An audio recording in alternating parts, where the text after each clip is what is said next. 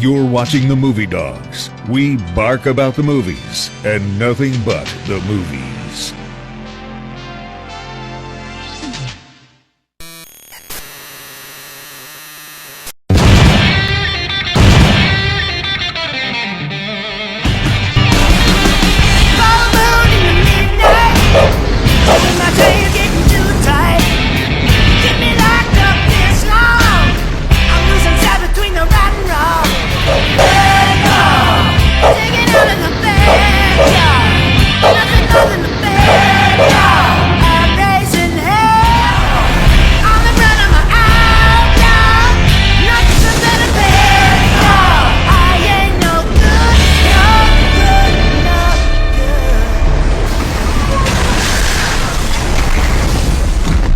Welcome to the Doghouse. We take a bite out of the movies. Subscribe to the Movie Dogs and become part of our film-loving community. Hit that subscribe button and don't forget to click the bell for updates. See you in the next review.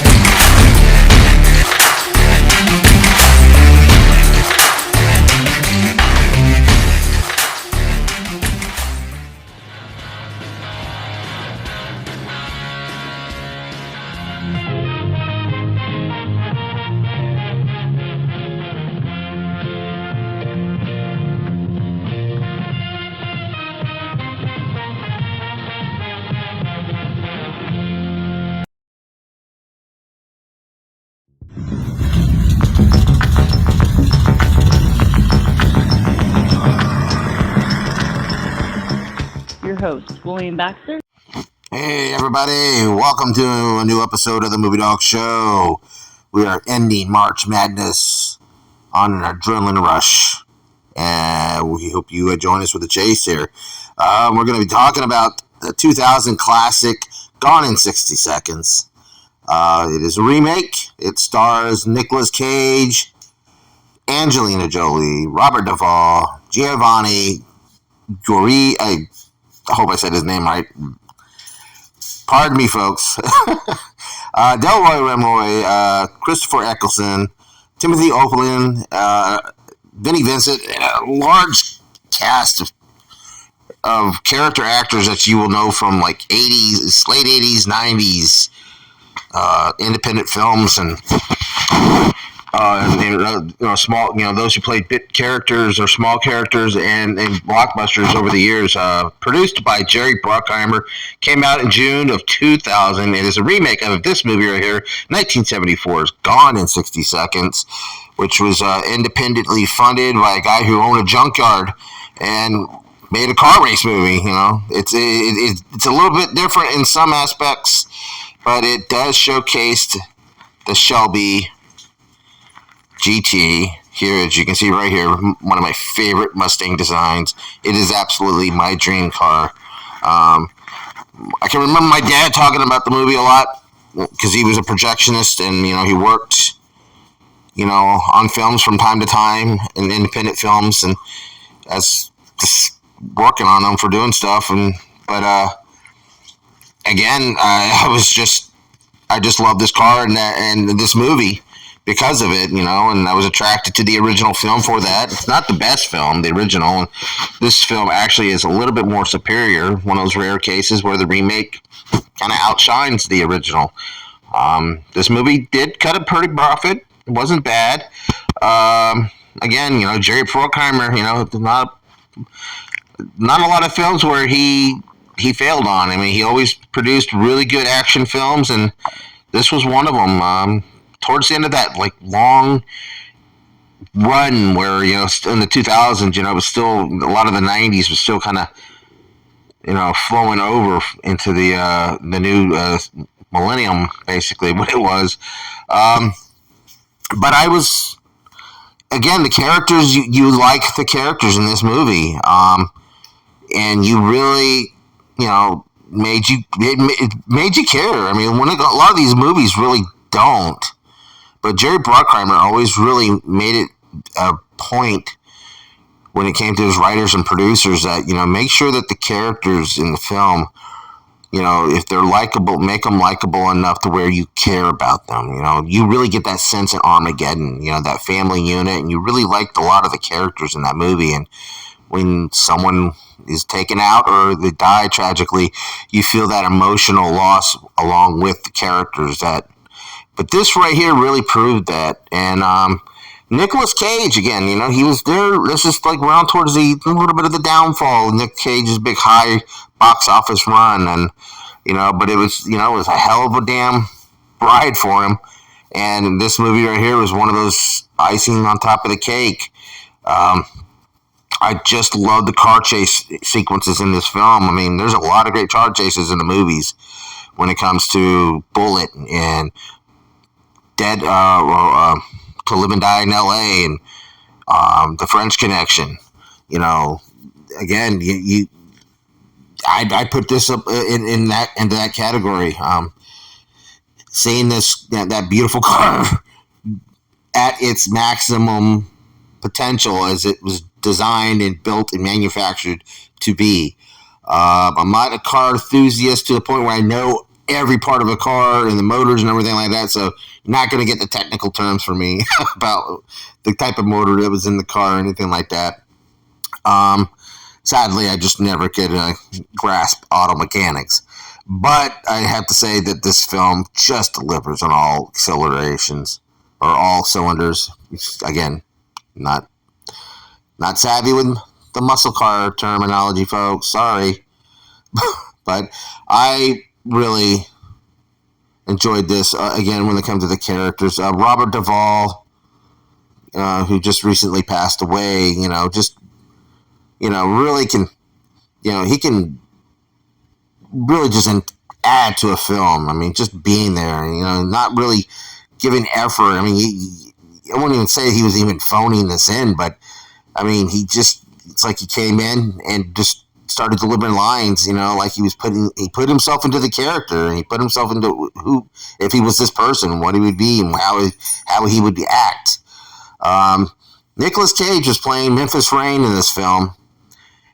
He was a former car thief, one of the best at it, and he decided to lead that life to try to make sure for his mom, who persuaded him to do so, to leave, so her youngest son, his brother, would not fall in play along with him, which, of course, fate happens. His brother ends up doing it, and because, that mystique and the myth of Memphis Rains still lingered in the area. Beautifully shot in San Francisco, by the way, in that whole Bay Area. Always a really wonderful place to shoot. I've noticed to shoot. But again, he has to come out of retirement because his brother Kit Rains has gotten in trouble with basically a gangster. And I think it was in the movie he's Irishman, but Christopher Eccleston, who those know, he was the Ninth Doctor on Doctor Who, at the beginning of the revival of Doctor Who around this time. And he owe him money. So it's either that or he was going to die. So Memphis made a deal that he would steal a certain number of cars in a certain amount of time and get them shipped out and ready to go just to get his brother's debt paid. So Memphis has got to go around and gather up his old crew or as many people as he used to know and to get this going. One of them being Angelina Jolie, who was a former love interest, and she wasn't really in the movie as much as you would think. She's on the poster, but I think she was just added onto the poster because just recently she had won an Academy Award for Girl Interrupted for Best Supporting Actress, and of course Angelina Jolie was the it girl, and I think shortly after this or during this time or something she played Lara Croft in the original Tomb Raider live action film, and she was her stardom was really starting to take off into the legendary career that she ended up having. Again, I mean, just the Dior Renoir, I hope I said his name right, who's just recently in Sinners, and I believe he's nominated for an Oscar, which again, this guy's had a great character actor career. I mean, he's been in a lot of movies. When you see him, you recognize him.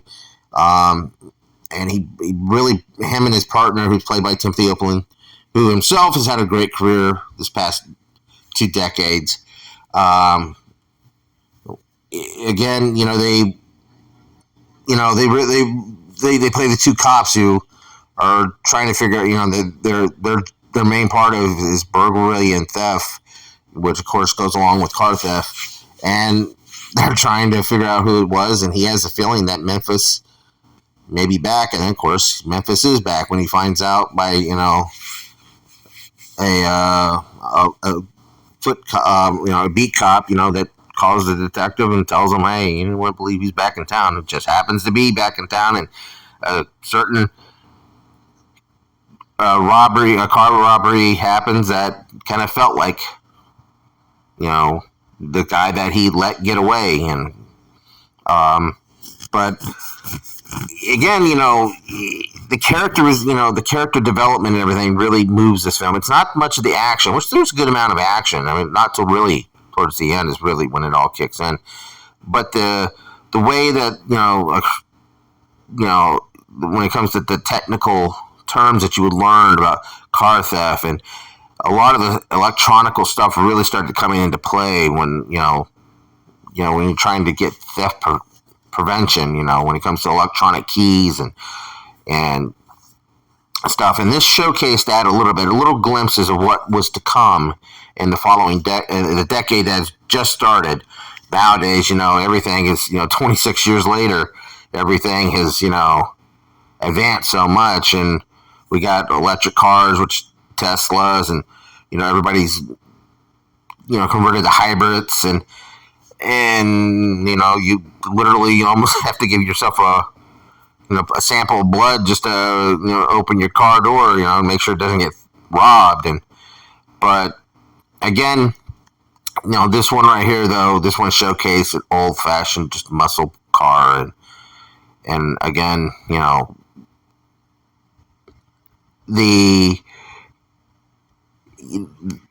interactions with everybody too really pushed this film. Again, I can't remember everybody's name, but the one buddy who was the Memphis crew, who was who was teaching driver's courses. His interaction with some of the new blood that was in Kit's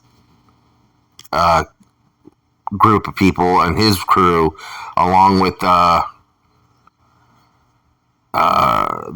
James Caan's son, Scott Caan, and a few other notable people that you'd recognize.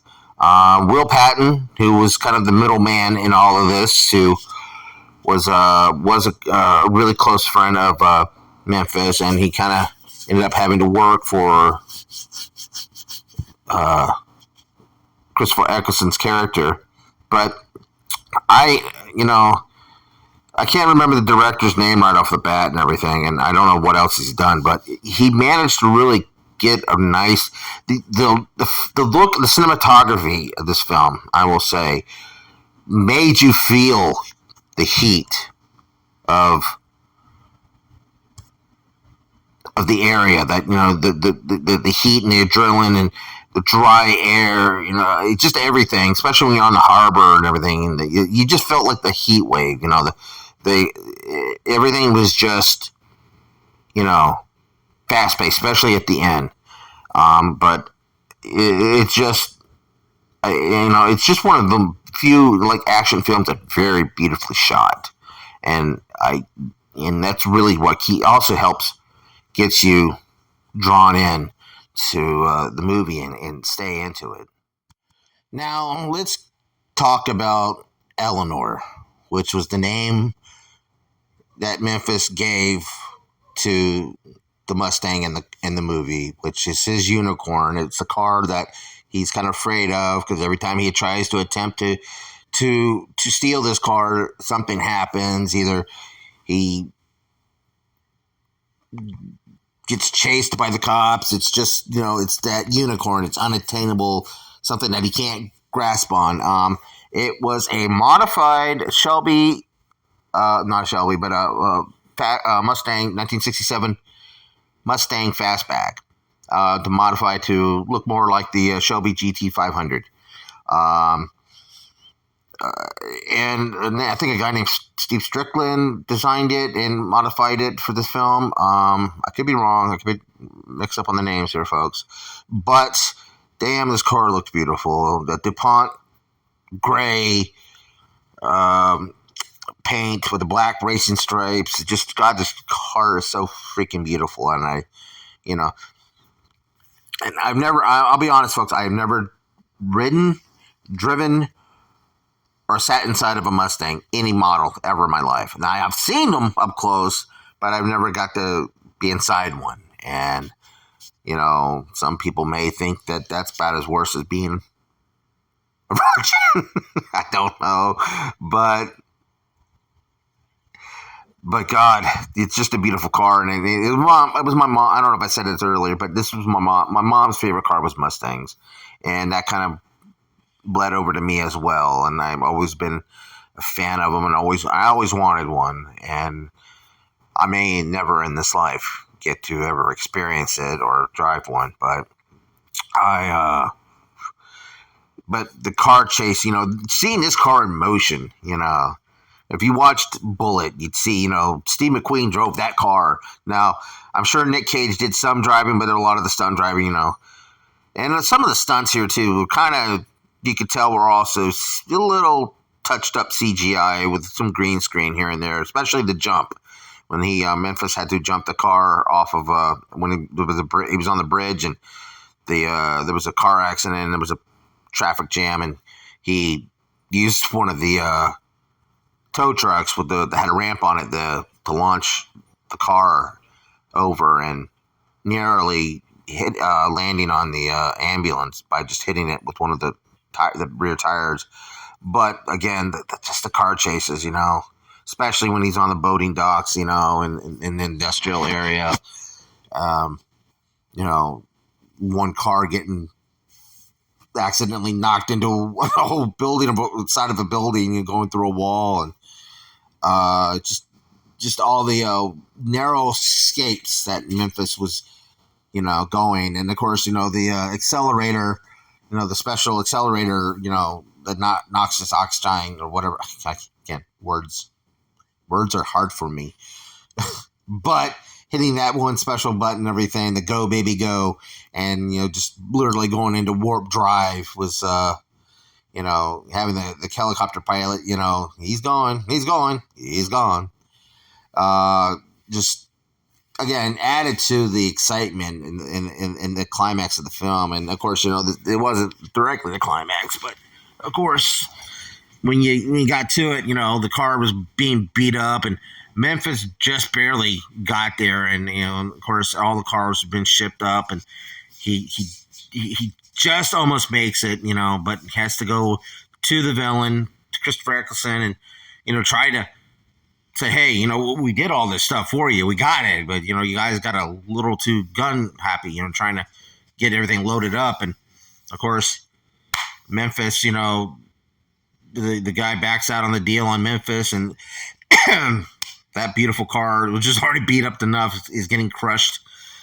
And that was heartbreaking to watch. But, of course, Memphis, gets saved by his brother and Will Patton's character, and then all of a sudden, he starts going, he tells him to get his brother out of here, and he's going to go after Christopher Eccleston, and they start into a fight, and then Delroy Rimroy's character, comes in, and even though Timothy Alton's character kind of just disappears throughout the rest of the movie, he goes downstairs and his, Leroy kind of stays upstairs, but you don't see Timothy anymore for the rest of the movie, which makes you wonder if there was a scene where he got taken out and they decided, well, we don't, this is such a happy ending. We don't want to, ruin it, by taking him out. We'll just cut it and just say, okay, make y'all, he survived. I don't know really, but again, he finds out that, what's going on and, he has to defend himself, and Memphis saves him from getting shot and knocks Eccleston's character over a high rise that was a walkway where he crashes into his office, and then Elroy's like, you put me in a hell predicament and he saved my life, and he also understood why he had to come back, but he let him go again, because he saved his life, and he says he'll cover this all up and fix it, to make sure that Memphis and his crew are scot-free. Of course, at the end, they're kind of celebrating, and Vinnie Jones does not say a word throughout this whole movie towards the end and everything, where everybody's kind of celebrating the big win, that they were able to get away with it, and of course, he says says a sentence, and that's pretty much it. But again, at the end, Kit gives Memphis a gift, and it's the Shelby GT 500. It's an old beat up looking version that he's going to have to work on. But again, him and Jolie gets into the car, they drive off, and then you hear cut off, which is okay, a little bit of a complaint where, it goes to black and you hear the car kind of fluttering away, and he's like, oh, like having that bad luck with that car again. But other than that, the film is just great. Again, folks, don't take my word on it, but do check this film out. I mean, 26 years later, I watched the movie again just recently, and it's still fun. And and my daughter, she's a big car enthusiast, starting to be that way too. She likes cars. She likes watching, not much auto racing, but she likes, old cars like her dad. So, she had a good time watching it as well. So I highly recommend Gone in 60 Seconds, the 2000 version, and check out the original version too. There's actually a sequel to that one as well, or to that one. And the guy, I think, died before he could finish up the third one. I think he actually died making the movie. But again, check them all out, folks. If you're into a really good car chase movie, you want to watch some, really kick-ass cars, going beyond the speed of light. This is really one of those films that you really want to check out. So, all right, folks. Well, that's all the time I'm going to get here on this episode. March has ended. March Madness. I want to thank everybody for checking out all our March Madness videos. Do check them out again while you're at it, folks. Again, thanks again. I want to thank Josh again for all his contributions when it comes to Quick Bites. And all right, folks. Well, also, I want to thank everybody for watching, and let's get that motor running and hit the accelerator, and let's peel out of here, folks. Thanks for watching. Please keep on watching. Bye.